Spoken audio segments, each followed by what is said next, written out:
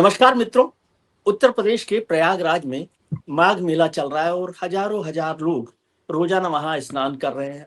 आज बसंत पंचमी है तो और ज्यादा भीड़ है। लेकिन इस भीड़ और गहमा गहमी और श्रद्धालुओं के संगम में स्नान के अलावा वहां पर राजनीतिक गर्मी बहुत हो गई है। शंकराचार्य स्वामी अवधूतेश्वरानंद का जो धरना है वो बैठ गए हैं। उसको 4-5 दिन हो गए हैं और उत्तर प्रदेश के मुख्यमंत्री या उत्तर प्रदेश की सरकार पीछे हटने को तैयार नहीं दिख रही। अब कौन पहले आंखें झपकेगा यानी ब्लिंक करेगा, इसकी लड़ाई भी शायद चल रही है। कुछ लोग कह रहे हैं कि ये राजनीतिक लड़ाई है, कुछ लोग कह रहे हैं कि ये दो संतों के बीच अ, लड़ाई है कि क्या स्वामी अवधूतेश्वरानंद को योगी आदित्यनाथ से आगे जाना चाहिए, आगे माना जाना चाहिए। वैसे वो उनको लेकर शंकराचार्य के पदवी को लेकर भी उन पर सवाल उठने लगे। वैसे ये काम सरकार का नहीं है। कुछ लोग कह रहे हैं ये लड़ाई दिल्ली से लखनऊ तक की है। अब जब दिल्ली से लखनऊ तक की लड़ाई हो, राजनीति की बात हो, धर्म की बात हो और बातों में गर्मी हो, तो इस सब पर चर्चा, इस सब पूरे मुद्दे को समझने के लिए आशुतोष जी से बेहतर कोई हो नहीं सकता। आशुतोष जी राजनीति गर्मी को भी, राजनीति लुका छुपी को भी समझते हैं और पत्रकारिता को भी समझते हैं। और मुख्यमंत्रियों मंत्रियों से उनके बड़े रिश्ते रहते हैं। हिंदू राष्ट्र पर किताब लिखते हैं तो धर्म को भी ज्यादा जानते हैं। तो अनकट विद आशुतोष में आशुतोष जी से बात करेंगे। सत्य हिंदी पर वो अपनी चर्चा करते ही रहते हैं। सर बहुत बहुत स्वागत है। ये जो राजनीतिक लुका छुपी, राजनीतिक खेल जो हो रहा है, कालनेमी कौन है, ये कालनेमी क्या है? मैं तो इतना धर्म के बारे में जानता नहीं, आप तो ज्यादा जानते हैं। देखिए विजय जी, धर्म से मेरा उतना ही रिश्ता है कि बनारस में मेरा जन्म हुआ है और जी, प्रयागराज में मैंने पढ़ाई की है। बस इससे ज्यादा और क्या चाहिए। और शंकराचार्य पे मैंने एमए किया है, तो इतना ही क्या मेरा बात, रिश्ता है। अब बताइए तो आप। अब इससे अगर आप कोई निष्कर्ष निकालना चाहे तो निकाल लीजिए, मुझे इसमें कुछ नहीं कहना है। लेकिन ऑन अ सीरियस नोट, देखिए पिछले जिस तरीके से शंकराचार्य के मामले को तूल दिया जा रहा है, मुझे लगता था कि ये अनअवॉइडेबल, एक तो अवॉइडेबल कंट्रोवर्सी, जिसे अंग्रेजी में कहते हैं ना, अवॉइडेबल कंट्रोवर्सी, जिसका कोई मतलब ही नहीं है। जी, और क्यों ये कंट्रोवर्सी शुरू हुई है, मुझे ये बात समझ में नहीं आ रही, सिवाय इसके कि किसी का अहंकार बहुत बड़ा हो गया और जी, या किसी की ईगो को बहुत ठेस लग गई। दूसरा कोई कारण दिखाई नहीं पड़ रहा। भाई शंकराचार्य अगर जाके स्नान करना चाहते तो करने दीजिए। इस देश जी, के अंदर आपकी जिद ये कि पैदल चले, तो क्या ये रिक्वेस्ट सारे शंकराचार्यों से की जाती है या सारे शंकराचार्यों से ये कहा जाता है? और पिछली बार जब संगम में स्नान था कुंभ का, क्या उस वक्त उनके साथ कहा गया था? नहीं कहा गया था। इसका मतलब इस खेल के पीछे कुछ जरूर कोई ऐसी चीज है जिसकी जानकारी ना तो मुझे है ना उसकी जानकारी आपको है। क्या यह माना जाए कि इलाहाबाद के जो मेला के पदाधिकारी लोग हैं, जो कानूनगो स्तर के अधिकारी हैं, जो एसडीएम स्तर के अधिकारी हैं, जो एसपी रैंक के अधिकारी हैं, उनके अंदर इतनी समझ नहीं है कि वो शंकराचार्य को इस तरीके से रोकेंगे और उनके जो चेले हैं उनकी शिखाएं पकड़ के खींचेंगे, थाने में उनके साथ मारपीट करेंगे? इतने मूर्ख तो वो नहीं हो सकते जब तक कि ऊपर से उनको आदेश ना हो। और उस प्रदेश में जहां कांवड़िए जब यात्रा पर निकलते हैं तो वहां के डीजीपी महोदय हेलीकॉप्टर से उनके ऊपर फूलों की वर्षा करते उस हैं, पर पुष्प वर्षा करते हैं। तो जहां कांवड़ियों के प्रति इतना प्रेम दिखाई पड़ता है वहां शंकराचार्य, और शंकराचार्य कौन? जिनके बाद आदि शंकराचार्य ने जो 4 पीठ का गठन किया था उनमें से एक। अब ये अलग बात है कि उत्तर प्रदेश की सरकार कह रही कि भाई आप शंकराचार्य होने का सर्टिफिकेट दे दीजिए। तो अगर आप किसी शंकराचार्य से उनके शंकराचार्य होने का सर्टिफिकेट मांग रहे हैं, इसका मतलब बहुत स्पष्ट है कि कोई बहुत गहरी चीज अंदर घुसी हुई है जो निकल नहीं रही है। और यही मुख्य कारण है। और वो भी योगी आदित्यनाथ के उत्तर प्रदेश के मुख्यमंत्री होते हुए भी। और योगी आदित्यनाथ नाम नहीं ले रहे, लेकिन कालनेमी। जी, कालनेमी का अर्थ क्या होता है? जो राक्षस साधु के भेष में हो। और उधर से क्या कहा जा रहा है? उधर से कहा जा रहा है कि ये तो हुमायूं का पुत्र अकबर है, औरंगजेब। आप देखिए, मैं अगर इसकी राजनीति को किनारे रख दूं तो हिंदू धर्म के 4 सबसे बड़े पीठों में से एक ज्योतिर्पीठ, ज्योतिष पीठ। ज्योतिष पीठ, और दूसरा उत्तर भारत में जिसका बहुत महात्म है, गोरक्षपीठ योगी आदित्यनाथ। यानी दोनों का भारतीय संस्कृति में, परंपरा में जबरदस्त महात्म है, और दोनों एक दूसरे को किन शब्दों से विभूषित कर रहे हैं। ये दुखद भी है और ये तकलीफदेह भी है। इसका मतलब यह है कि जो अपने आप को संत कहते हैं, साधु मानते हैं, वो अभी भी जो मानवीय दुर्गुण है उससे प्रेरित है। क्रोध, भाई सन्यास का अर्थ क्या होता है? जब आप जी मोह, माया, लोभ से ऊपर उठ जाए तभी तो सन्यास लेते हैं। अगर आप सन्यासी होते हुए भी क्रोध कर रहे हैं, लोभ है आपके मन में, मोह है, राग है, द्वेष है, और निर्लिप्त नहीं है, स्थित प्रज्ञ नहीं है, तो उसका अर्थ क्या हुआ? तो फिर आप में जी। और हमारे हम में कोई फर्क नहीं है। इसलिए मुझे नहीं लगता है लेकिन कि ये अवॉइडेबल जी क्राइसिस थी, इसके पीछे जरूर कुछ गहरे अर्थ है जो मैं तो कम से कम अभी नहीं समझ पा रहा हूं कि आखिर शंकराचार्य जी को योगी आदित्यनाथ से क्या तकलीफ है, योगी आदित्यनाथ को शंकराचार्य से क्या तकलीफ है। सर, ये इन दोनों की तकलीफ से पहले मुझे समझाइए, जब आपने शंकराचार्य पर पीएचडी की है और वाराणसी में आपका जन्म हुआ है और प्रयागराज में आपने अपनी पढ़ाई की है, अब दोनों इतने, तीनों चीजें इतनी महत्वपूर्ण हो गई, तो पहले तो ये समझाइए शंकराचार्य को पदवी का कोई सर्टिफिकेशन होता है जिसको लेकर सवाल किया जा सकता है, सरकार करना चाहिए, या जो विवाद है वो क्या है, क्या मसला क्या है शंकराचार्य का?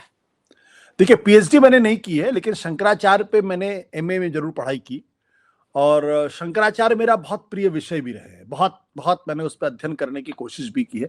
हालांकि जी संस्कृत मुझे नहीं आती जितनी चाहिए थी तमिल से, लेकिन जो जी कुछ भी हिंदी में उपलब्ध है, अंग्रेजी में उपलब्ध है, उसको मैंने जरूर पढ़ने की कोशिश की है। देखिए, शंकराचार्य में को कोई नियुक्त नहीं करता, सिर्फ उनके गुरु ही नियुक्त करते हैं। अब ये बात अलग है कि आगे चल के कह दिया गया कि तमाम महामंडलेश्वर अखाड़ा उनको जो है वो सर्टिफाई करें, लेकिन जो शंकराचार्य की नियुक्ति का जो असली है कि वो है कि जो शंकराचार्य मौजूद है वो अपने जाने के वक्त में अपने किसी उत्तराधिकारी को नियुक्त कर दे, और वही उन्हीं को माना जाता है। इसका कोई टेस्ट भी नहीं होता कि आप पता कोई कोई कॉम्पिटिटिव टेस्ट है उसको पास करेंगे तभी आप शंकराचार्य बनेंगे।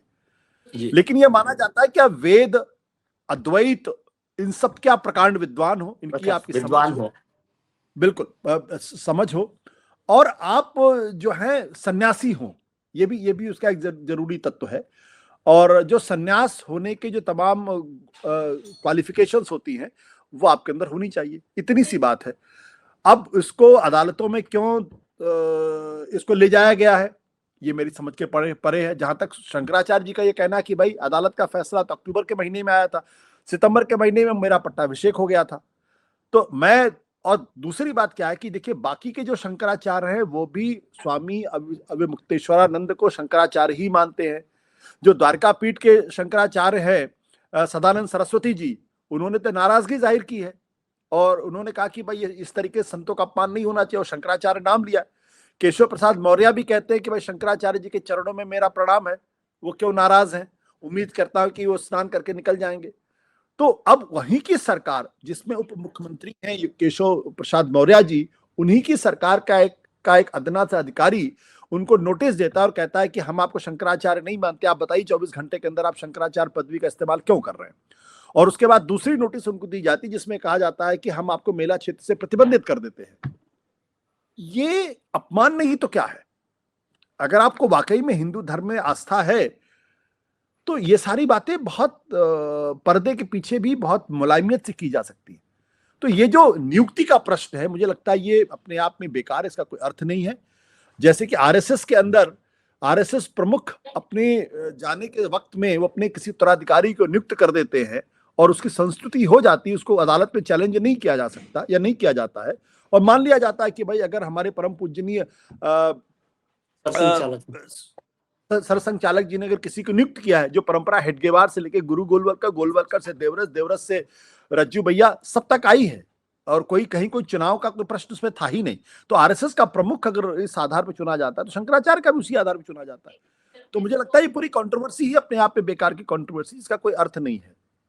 नहीं, लेकिन आप बार बार एक अदना अधिकारी का जिक्र कर रहे हैं कि अदना, वहां पर मेला अधिकारी तो सबसे कॉम्पिटेंट अथॉरिटी है।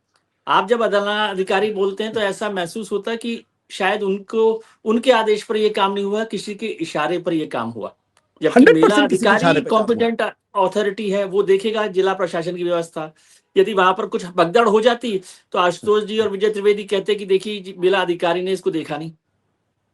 देखिए विजय जी, ये सारी बातें जो है आप अच्छी तरीके से समझते हैं, और हमारा कायदे से ये स्थिति है कि जिस अधिकारी के पास जो अधिकार है वो अपने अधिकार का इस्तेमाल करते हुए उस कर्तव्य का निर्वहन करे, बिना किसी राग के, बिना किसी द्वेष के, बिना किसी राजनीति के, बिना किसी और कारण के। लेकिन देखने में क्या आ रहा है कि पिछले जब से संविधान लागू हुआ है, कम से कम पिछले 30-40 सालों के अंतर्गत जो हमारी पूरी की पूरी ब्यूरोक्रेसी है वो कॉम्प्रोमाइज्ड ब्यूरोक्रेसी है, वो पॉलिटिसाइज्ड ब्यूरोक्रेसी है, वो कमिटेड ब्यूरोक्रेसी है। और कमिटेड ब्यूरोक्रेसी के अंदर सारे फैसले शीर्ष नेतृत्व को देखकर ही किए जाते हैं, और इसीलिए सारी समस्याएं खड़ी होती हैं। अगर एक अधिकारी सिर्फ अपने कर्तव्यों का पालन करे, कानून का पालन करे, संविधान का पालन करते हुए अगर अपना कर्तव्य का अगर निर्वहन करता है तो फिर किसी को प्रॉब्लम नहीं हो सकती है। लेकिन सब जानते हैं कि अगर आप शंकराचार्य के खिलाफ कोई कार्रवाई कर रहे हैं तो फिर आपको मालूम है कि उसके कॉन्सिक्वेंसेस क्या हो सकते हैं। इसलिए उन कॉन्सिक्वेंसेस को ध्यान में रखते हुए कोई भी अधिकारी इतनी हिम्मत नहीं कर सकता कि वो शंकराचार्य के खिलाफ इस तरीके की कोई कार्रवाई करे और यहां तक पूछ ले कि आप शंकराचार्य होने का सर्टिफिकेट दीजिए। इसलिए मुझे लगता है कि ये स्थिति बहुत ही ये कहना कि वो अपने कर्तव्यों का पालन कर रहे हैं, मुझे इस बात में किसी तरीके की कोई सच्चाई दिखाई नहीं पड़ती है। और साफ है कि कोई भी अधिकारी अपनी नौकरी की कीमत पे किसी शंकराचार्य से ना तो इस तरीके का सवाल पूछेगा और ना ही उनको मेला क्षेत्र से प्रतिबंधित करने की बात करेगा, इसका इशारा अगर ऊपर से ना हो तो। और मुझे ये कहने में कोई दिक्कत नहीं है कि दरअसल ऊपर का इशारा का मतलब है मुख्यमंत्री कार्यालय का इशारा, और मुख्यमंत्री कार्यालय का मतलब है सीधे मुख्यमंत्री। और योगी आदित्यनाथ कोई आईके गुजराल नहीं है, वो एक बड़े दबंग मुख्यमंत्री हैं, करते वही हैं जो उनको पसंद आता है, वो ना किसी के दबाव में आते हैं और ना ही किसी से राय मशवरा करते हैं, बल्कि उनके साथ असहमति रखने वालों को उनके साथ दिक्कत पैदा होती है। इसलिए मेरा मानना यह है कि मेला अधिकारी ने जो फैसला किया है वो उनका फैसला नहीं है, बल्कि शीर्ष नेतृत्व का फैसला है, यानी मुख्यमंत्री जी का फैसला है। जी, लेकिन क्यों मुख्यमंत्री जी को क्या परेशानी? मुख्यमंत्री जी तो खुद संत हैं और वो धर्म की पूरी राजनीति भी करते हैं और धर्म के साथ चलने की बात करते हैं अक्सर। और आपने गोरक्ष पीठ का भी जिक्र किया, वो वहां के पीठाधीश्वर भी हैं। तो क्या दुविधा क्या है, मुझे ये समझ नहीं आ रहा। नहीं, दुविधा तो मेरी भी समझ में नहीं आ रही, सिवाय ईगो टकराहट के अलावा और कोई चीज नहीं हो सकती। देखिए 2-3 चीजें हो सकती है अगर आप सीक्वेंस वाइज देखें। पहली बात तो जो शंकराचार्य अभी मुक्तेश्वरानंद का अगर आप स्वभाव देखें तो उन्होंने तो किसी को भी नहीं छोड़ा। अखिलेश यादव जब मुख्यमंत्री थे उस वक्त उनके ऊपर लाठीचार्ज हुआ था, उनके खिलाफ नॉन कॉग्निजेबल वारंट इशू हुआ था, और बाद में अखिलेश यादव ने उनसे माफी मांगी थी कि भाई हमारे अधिकारियों ने, प्रशासन ने अगर आपके साथ किसी तरह के दुर्व्यवहार किया तो मैं उसके लिए क्षमा चाहता हूँ। वहां भी उनको फिर उसमें राहुल गांधी के प्रति उन्होंने क्या कहा कि मनुस्मृति को नहीं मानते, और मनुस्मृति को जो नहीं मानता है मैं उसको हिंदू नहीं मानते, उसको हिंदू समाज से बहिष्कृत कर दो। और ये बात उन्होंने हाल के 2-4 दिनों पहले ही कही थी। फिर जब राम मंदिर की प्राण प्रतिष्ठा हो रही थी उस वक्त भी स्वामी मुक्तेश्वरानंद जी बहुत ही मुखर थे। उस वक्त भी उन्होंने कहा था कि अपूर्ण मंदिर का में प्राण प्रतिष्ठा नहीं हो सकती है, ये शास्त्रों के सम्मत नहीं है, ये परंपरा के सम्मत भी नहीं है। तो वो लगातार अपनी मुखर वाणी के लिए मशहूर हैं। अब ये मुखर वाणी आज के कुछ नेताओं ने राहुल गांधी पर भी आपत्तिजनक मतलब एक टिप्पणी की थी कि भाई उनको मनुस्मृति नहीं आती, उनको मंदिरों में जाकर रोक लगाना चाहिए। लेकिन कुछ लोग कहते हैं भाई वो कांग्रेस विचारधारा के हैं, इसलिए ये सारा झगड़ा हो रहा है। देखिए अगर कांग्रेस विचारधारा के होते तो फिर राहुल गांधी को हिंदू समाज से बहिष्कृत करने की बात क्यों करते? अगर वो कांग्रेस विचारधारा के होते तो वो उनको राहुल गांधी के को कह रहे हो तो हिंदू ही नहीं है जी। अब आप सोचिए, उनको हिंदू नहीं और हिंदू समाज से बहिष्कृत करने की बात कर रहे हैं, जबकि मुझे नहीं लगता कि हिंदू समाज में किसी को बहिष्कृत किया जा सकता। हिंदू समाज का अर्थ क्या होता है? हिंदू का अर्थ क्या होता है? जो हिंदू परिवार में पैदा हुआ वो हिंदू है।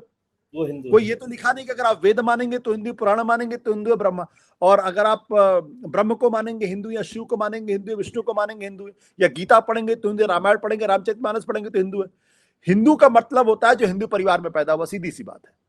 और गांधी जी हालांकि ये कहते हैं कि भाई मैं हिंदू हूं, मैं सनातनी हूं क्योंकि मैं हिंदू परिवार में पैदा, पहली शर्त है। दूसरी शर्त क्या है कि मैं वेद और उपनिषद को मानता हूं। तीसरी शर्त क्या है कि मैं मूर्ति पूजा के खिलाफ नहीं हूं। चौथी शर्त क्या है? वो कहते हैं कि मैं गौरक्षा के पक्ष में हूं। ये उन्होंने 4 परिभाषाएं दी। फिर उनसे पूछा कि आपका धर्म क्या है, हिंदू धर्म में तो कोई कंडीशन है ही नहीं, कंडीशन है ही नहीं। तो फिर स्वामी मुक्तेश्वरानंद जब ये कहते हैं मैं किसी को बहिष्कृत कर रहा हूं, तो किसको बहिष्कृत कर रहे हैं? तो लेकिन अब चूंकि वो स्वामी है, वो शंकराचार्य हैं, तो कहने के लिए स्वतंत्र है, उसको कोई उस पर कोई। मेरा प्रश्न इस बात को लेकर ये है कि अगर वो कांग्रेसी शंकराचार्य होते तो राहुल गांधी को क्यों बहिष्कृत करते? से बहुत सीधा सा सवाल। उनका अखिलेश यादव से झगड़ा क्यों होता? अब उनका योगी आदित्यनाथ से झगड़ा है। तो ये कहा जा सकता है कि ये वो सरकार है, ये वो नेता है जो उनको असहमतियां बिल्कुल पसंद नहीं है किसी भी तरीके से। हाउ डेयर यू से कि भाई रामलला की प्राण प्रतिष्ठा नहीं हो सकती, वो भी जबकि मैं मुख्यमंत्री हूं, तुम्हारी हिम्मत कैसे? सिवाय इसके और कोई कारण मेरी समझ में नहीं आता है। तो ये एक ईगो का प्रश्न मुझे लगता है ज्यादा है। और अब जिन शब्दों का इस्तेमाल एक दूसरे के लिए किया जा रहा है वो बहुत ही अपमानजनक भी है और एक दूसरे को नीचा दिखाने की कोशिश भी है, जो मैं कम से कम भारत के संतों से उम्मीद नहीं करता हूं। देखिए वो स्वामी मुक्तेश्वरानंद जी क्या कह रहे हैं? वो कह रहे हैं कि भाई ये तो हुमायूं का बेटा अकबर है, औरंगजेब है, और साथ ही साथ ये तो संत भी नहीं है, क्योंकि हिंदू संत अगर मुख्यमंत्री है तो उसके राज्य में बीफ का एक्सपोर्ट इतना ज्यादा कैसे बढ़ गया दुनिया में? वो उनको हिंदू होने से भी खारिज कर रहे हैं। और उधर उनको कालेनेमी शब्द से उनको विभूषित कर रहे हैं। तो अगर आप कारण पूछे तो कारण सिर्फ इतना सा है कि भाई वो मौनी अमावस्या में जाके पैदल वो स्नान करना चाहते थे। प्रशासन ने कहा कि भाई 50 कदम की दूरी आप पैदल चले जाइए। उन्होंने कहा पैदल नहीं जाएंगे, वहीं पे धक्का मुक्की हुई है और उसके बाद वो वही धरने पर बैठ गए। असली कारण तो कुछ समझ में नहीं आ रहा, ये असली कारण नहीं हो सकता है। तो अरे सर, आप इतना गहरी राजनीति वाले हैं और इलाहाबाद में प्रयागराज में पढ़े, प्रयागराज में सरस्वती जो है ना दिखती नहीं है लेकिन होती तो है ना। नहीं, मेरी सरस्वती दिख नहीं रही थी इसका मतलब नहीं तो मैं अब देखिए, लेकिन मैं एक चीज वो क्या है? हाँ देखिए, जहां अब तक का जो प्रश्न है ये महज एक घटना है। ये घटना प्रायोजित नहीं है। अगर आप ये अगर कोई ये इंसिनुएट कर रहा है ये घटना प्रायोजित है, मैं प्रायोजित नहीं मानता हूं। लेकिन इस घटना होने के बाद इसका राजनीतिक इस्तेमाल जरूर हो रहा है। राजनीतिक इस्तेमाल इसलिए हो रहा है क्योंकि आज की तारीख में जो सबसे सघन लड़ाई भारतीय जनता पार्टी के अंदर है वो इस बात को लेकर यह है कि नरेंद्र मोदी जी के बाद कौन, उनका उत्तराधिकारी कौन होगा, भारतीय जनता पार्टी की कमान कौन संभालेगा और अंततः प्रधानमंत्री का पद का दावेदार कौन होगा। उस रेस में आपको 3 लोग साफ दिखाई पड़ते हैं। नरेंद्र मोदी की कृपा की वजह से अमित शाह जी बहुत पावरफुल हो गए पिछले 12 सालों में, जब से वो प्रधानमंत्री बने हैं, बहुत ही पावरफुल है। दूसरा, उत्तर प्रदेश के अंदर योगी आदित्यनाथ बहुत पावरफुल हो गए हैं। एक तो उनका हिंदुत्व, खुद साक्षात हिंदुत्व होना, दूसरा 2 बार 10 साल से मुख्यमंत्री होना, और तीसरा उनकी दबंग राजनीति, और चौथा लोगों को लगता है कि नरेंद्र मोदी के बाद वो असली हिंदुत्ववादी हैं क्योंकि वो हिंदुत्व की ध्वज को आगे बढ़ा सकते हैं और इसलिए उनका एक मास बेस भी है। तीसरी तरफ उभरे पिछले दिनों देवेंद्र फडणवीस, जो महाराष्ट्र से आते हैं, जहां उत्तर प्रदेश के बाद सबसे ज्यादा मेंबर ऑफ पार्लियामेंट है, फाइनेंशियल कैपिटल है और अर्बन फेस दिखाई पड़ते हैं, आरएसएस के करीबी है, नागपुर से आते हैं। इन तीनों के बीच की लड़ाई है।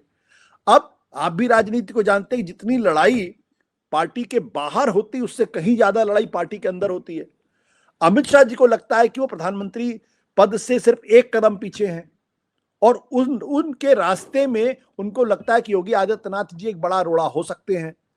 तो ये संभव है, मैं इस संभावना से इनकार नहीं करता हूं कि जब ये घटना हो गई तो फिर जो योगी आदित्यनाथ की जो सबसे बड़ी यूएसपी है, उनका जो सबसे बड़ा एक्स फैक्टर है, वह उनका साक्षात हिंदुत्व होना, भगवाधारी होना, गोरक्ष पीठ के पीठाधीश्वर होना।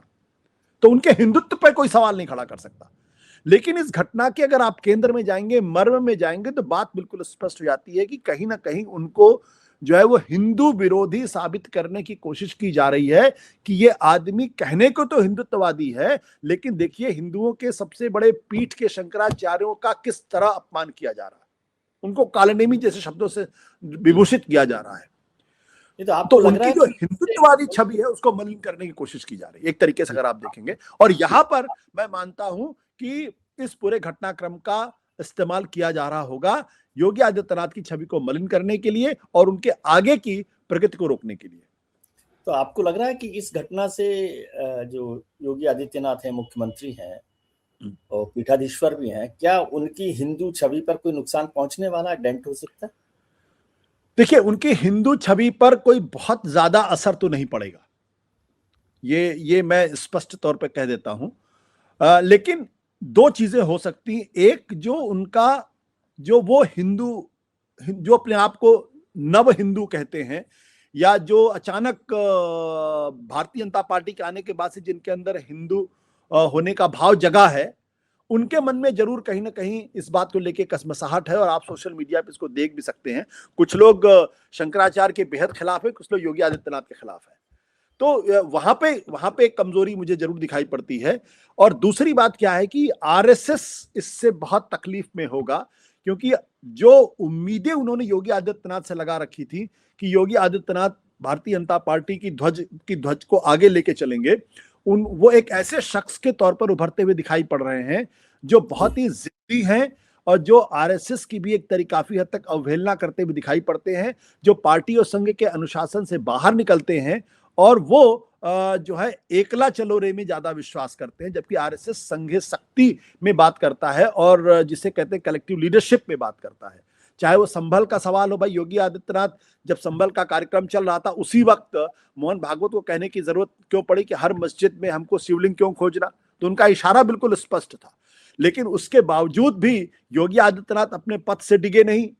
अब शंकराचार्य के इस मामले में जब आरएसएस ये मान के चलता है कि हिंदू समाज को एकजुट करना है, तो वहां ऐसी कोई घटना हो जाए जिससे कि हिंदुओं के जो संत हैं उनके बीच में कोई खटाई पैदा हो जाए, उनके बीच में बिटरनेस पैदा हो जाए, तो उससे नुकसान किसको होगा? तो कम से कम आरएसएस ये उम्मीद नहीं करता है कि शंकराचार्य का अपमान सार्वजनिक तौर पर इस तरीके से किया जाए। ये अलग बात है कि आरएसएस जरूर ये चाहता है कि शंकराचार्य जैसे तमाम हिंदू के जो प्रतीक तीर्थ स्थल हैं या पवित्र जगह हैं, उन पर उनका कब्जा हो जी, उससे उनको लेजिटिम। ठीक है। और लेकिन आपने देखा कि लगातार स्वामी स्वरूपानंद जो इनके गुरु थे, उनसे लगातार आरएसएस विश्व हिंदू परिषद की कभी पटी नहीं। 36 का आंकड़ा था, क्योंकि स्वामी स्वरूपानंद बिल्कुल अलग भाषा बोलते थे, वो विश्व हिंदू परिषद की भाषा नहीं बोलते थे, वो आरएसएस की भाषा नहीं बोलते थे। लेकिन मुझे नहीं याद पड़ता है कि स्वामी स्वरूपानंद का कभी सार्वजनिक तौर पर अपमान करने की कोशिश की गई हो। आपको पता हो तो मुझे याद नहीं। ये ऐसा पहला मौका है ऐसा कि इस तरह की बात हुई। हाँ, ये पहला मौका है जब किसी शंकराचार्य का इस तरीके से सार्वजनिक तौर पर अपमान किया गया। बल्कि मैं तो ये कहता हूं कि जब कांची कामकोटि के शंकराचार्य, हालांकि वो चार पीठ में नहीं आते, वो कांची कामकोटि के शंकराचार्य जैन सरस्वती को जब शिवरमन के आरोप में जब गिरफ्तार किया गया था, हत्या के आरोप लगे थे, तब आरएसएस और भारतीय जनता पार्टी पूरी मजबूती के साथ उनके साथ खड़ा हुआ था। आज शंकराचार्य के मसले पर आरएसएस में एक रहस्यमय चुप्पी है, भारतीय जनता पार्टी के शीर्ष नेतृत्व में रहस्यमय चुप्पी है, क्योंकि वो योगी आदित्यनाथ को डिसोन नहीं कर सकते हैं, लेकिन वो धर्माचार्य के खिलाफ जाते हुए भी दिखाई नहीं पड़ सकते हैं, क्योंकि इससे उनका जो हिंदू एकता का जो प्रश्न सवाल होता है, जो प्रोजेक्ट होता है, वो खतरे में पड़ता है। सर, आखिरी सवाल, आपने जो बात कही, क्या वो उसको दूर की कोड़ी मानूं, या जो आपकी राजनीतिक समझ है वो है कि ये पीएम रेस का इशू बन गया है क्या, कि अमित शाह वर्सेस योगी, या जो भी है कि मोदी के बाद? इसमें कोई दो राय नहीं है, इसमें कोई दो राय नहीं है। हालांकि इस बारे में अगर आप पूछेंगे तो कोई सब उसको नकार देंगे, लेकिन राजनीति की जितनी समझ मेरी है और राजनीति का जितना मेरा अनुभव है, वो स्पष्ट करता है कि ये लड़ाई बहुत साफ तौर पर है और बहुत सघन तौर पर है। और ये अमित शाह बनाम योगी आदित्यनाथ बनाम देवेंद्र फडणवीस, अभी देवेंद्र फडणवीस उस रेस में उतनी दूर नहीं चले हैं, लेकिन योगी आदित्यनाथ बनाम अमित शाह की लड़ाई स्पष्ट है, इसमें कोई दो राय नहीं है। और अब अगर आप योगी आदित्यनाथ से पूछेंगे वो भी नकार देंगे, अमित शाह से पूछेंगे वो भी नकार देंगे। लेकिन जो साफ दिखाई पड़ रहा है, भाई अमित शाह जी इतने करीब पहुंच चुके हैं प्रधानमंत्री के, लेकिन उनकी सबसे बड़ी कमजोरी क्या है? उनकी कोई हिंदुत्ववादी नेता की छवि नहीं है। वो एक जिसे कहते हैं ना कि कड़क एडमिनिस्ट्रेटर की उनकी भूमिका है।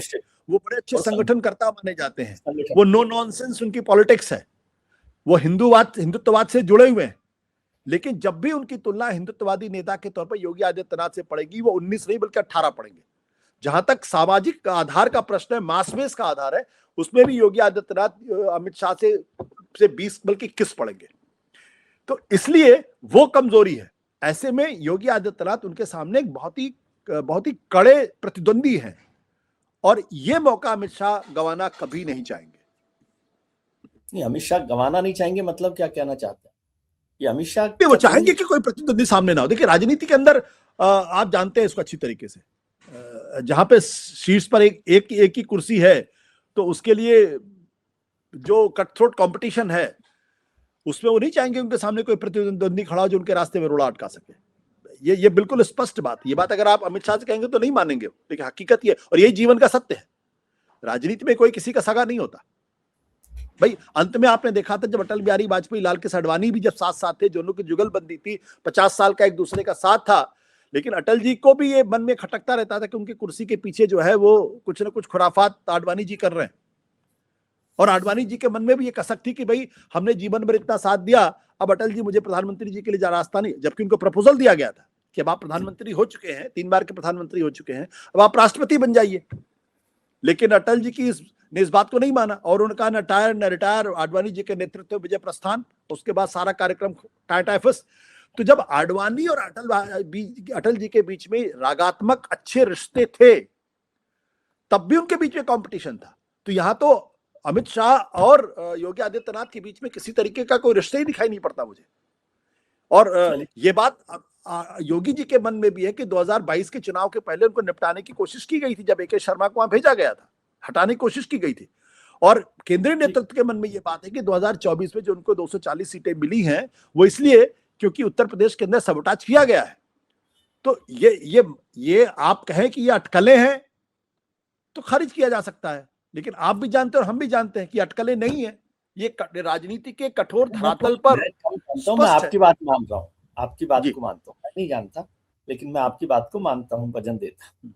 चलिए सर, ये अच्छा रहा। देखते हैं कि क्या होगा इस रेस का और इस पूरे घटनाक्रम का। हम तो चाहते हैं कि ये शांति से निपटे और अच्छे से काम चले, लेकिन आपने इसके बहुत सारे जो एस्पेक्ट्स उनकी चर्चा की है और उनको तो कम से कम खारिज नहीं किया जा सकता।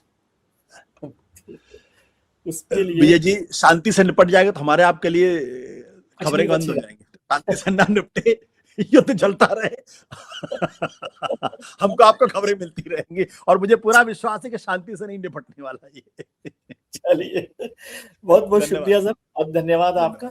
हम उम्मीद करते हैं कि आपके लिए आने वाला कल आज से बेहतर हो। आप अपने मित्रों, परिजनों, रिश्तेदारों के साथ खुश रहिए, मस्त रहिए, व्यस्त रहिए, स्वस्थ रहिए और आशुतोष जी की तरह दबंग तरीके से बात करते रहिए। और जैसे आशुतोष जी कहते हैं, उससे त्रस्त रहिए। अब विजय जी से त्रस्त रहिए। Thank you.